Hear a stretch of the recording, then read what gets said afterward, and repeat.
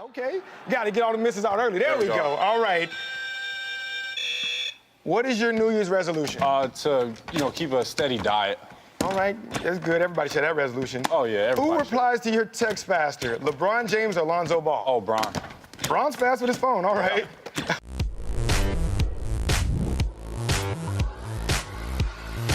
We just came out of the big keynote with Verizon's Hans Vestberg. So obviously we knew coming in it was going to be everything about 5G. So as you kind of have a moment to collect your thoughts, I mean, what was kind of your big takeaway from what you just heard? Kind of light on news, per se. I mean, the things he said, we pretty much knew the two phones coming in the first half of the year. And that was mainly it for actual hard news.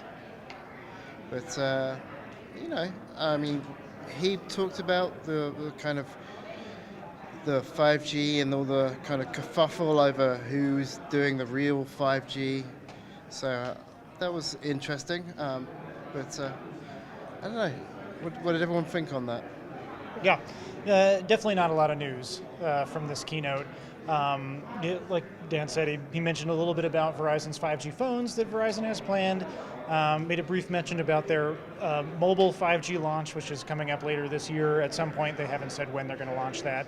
But in terms of like hard news, there was none at this keynote. Yeah, the one thing kind of coming from my end of it was like the big message was like the 8 currencies of 5G.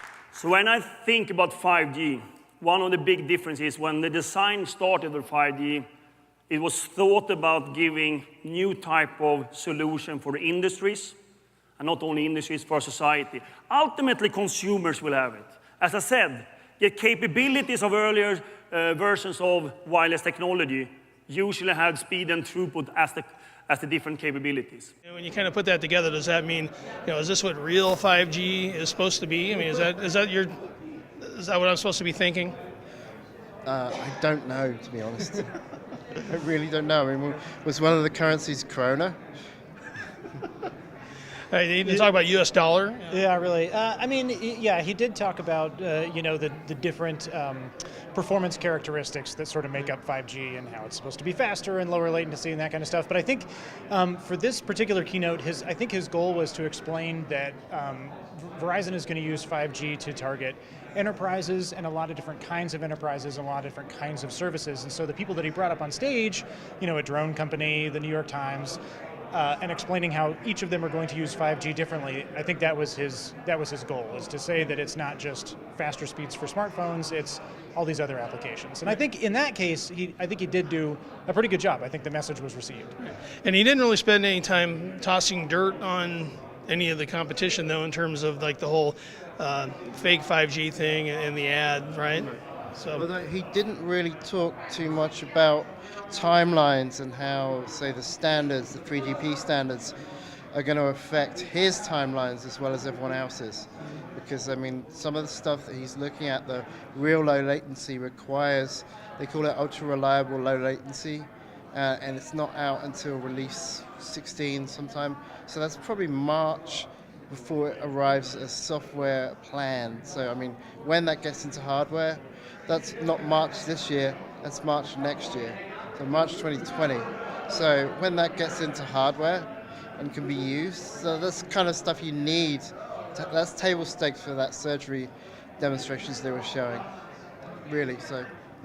And the other thing we were talking about before we started was his Vestberg's attire, right? They're saying he kind of has gone from suits to we saw him in a T-shirt. So what do you think that means? Right.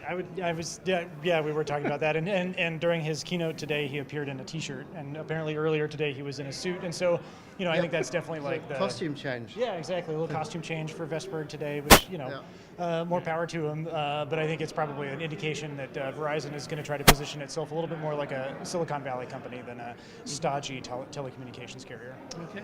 And then from I'm here trying to keep an eye on what the cable guys are doing, and I think the use case they had their first 5G home customer appear and do a little speed test. I think he was around 690 megabits per second down is where they ended up. So that's not bad. I think the cable guys have to definitely keep an eye on this. They can't just completely dismiss it. I think it'll just matter on how much of the market they can actually get to with this sort of a service. I'm sure they'd love to dismiss it, but yeah, that was very interesting because I mean his kind of speeds and feeds have gone from 300 minimum to this guy. This guy was talking about 690 or 600 his kind of minimum to like 1.2 gigabits. So I mean, that's got to make cable companies a bit worried in terms of cost and kind of availability.